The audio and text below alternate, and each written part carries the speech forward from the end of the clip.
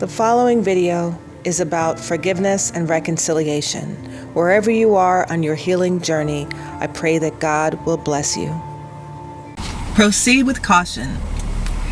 My advice after you've forgiven.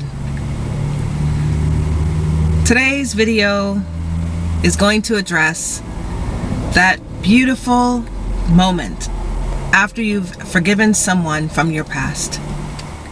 Whether it's your parent, siblings, family, an ex-husband or ex-wife, ex-boyfriend or girlfriend, old friend, someone that really hurt you, and it took time for you to get to this place of forgiveness. Using caution. Many people, and I was one of those people, used to equate my level of forgiveness with reconciliation. Basically, if I really forgave this person, I should be comfortable spending time with them, going out to eat with them, maybe having the same type of relationship that we had before the pain and before the acceptance of the pain and the healing. Because oftentimes, and this is for myself and many other people, we don't want to face the truth of the pain, so the relationship can go on much longer than it should or normally would. The type of forgiveness I'm talking about is after accepting the truth about the situation and still healing from that situation. So I just wanted to make sure I'm clear about that. Not staying in a state of denial or delusion and pretending like it never happened, but literally looking this person square in their eye and either confronting them or not confronting them at all, but looking yourself square in the eye and being truthful about the situation and allowing the Lord to heal you. That's the type of forgiveness I'm talking about. Is it necessary to reconcile with this person? Is it necessary to maintain some type of a relationship with an individual from your past that you've forgiven? Does that prove to you or to them that you've truly forgiven? That's what I want to talk about today. I suggest, if you decide that you want to reconcile with someone from your past that you've forgiven, to use caution and tread carefully. People can change. Sometimes they get worse, sometimes they get better, sometimes they don't change at all. There are two situations that I think it's impossible to reconcile and to try to have a relationship with a person that you've forgiven. The first one is when that individual immediately gets defensive and starts using their own past as a reason as to why they did what they did to you.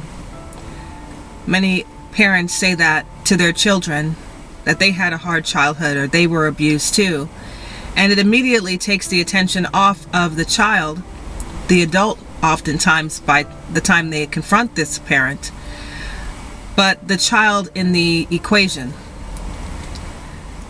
It takes the attention off of the child and puts it back on the parent. If the parent really wanted to express their childhood pains and their understanding that they came up short, they did things that were wrong or inappropriate or excessively abusive, the parent should come on their own time and approach them and tell them the truth about their childhood, not when the child gathers up all the courage that they can muster to confront their abuser, and then the parent defends themselves by saying that they were once abused as well. That's one scenario where I find it impossible to reconcile.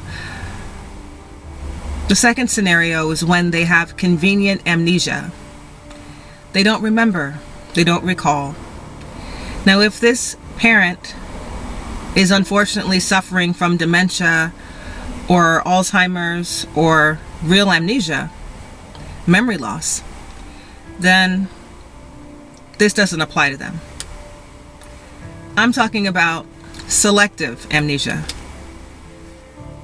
That's the second scenario that it's pretty impossible to truly reconcile with someone. Because how can you have a conversation about things that happened in your life that took years for you to get over, if you've gotten over it at all, and the person that you're confronting won't even acknowledge that it happened because they don't remember? Now, if in fact they truly don't remember, then you're still in the same situation, because you're still left holding the bag all by yourself. You can forgive someone under any circumstances with the help of the Lord Jesus. You can forgive someone that refuses to acknowledge or that uses excuses. You can forgive someone without even confronting them. But the idea of reconciling, the idea of spending time with this person and having the relationship you've always longed to have with them. You've always desired to have a close relationship with this person. And part of you forgiving them, maybe in your mind you really wanted to reestablish that beautiful idea that you had in your mind of the way it could be and the way it should be in your mind. The coulds and the woulds and the shoulds. But in my life experience, and what I want to share today, is if that's what you want to do, pray about it. Seek God and ask Him for wisdom about how you should approach this. Don't let our ego and our own feelings and our childhood pains of the way that we wanted things to be lead us down a path of more pain and more abuse. Pray about it. And if the Lord leads you to reconcile and to have this person in your life again, still, use caution and tread lightly.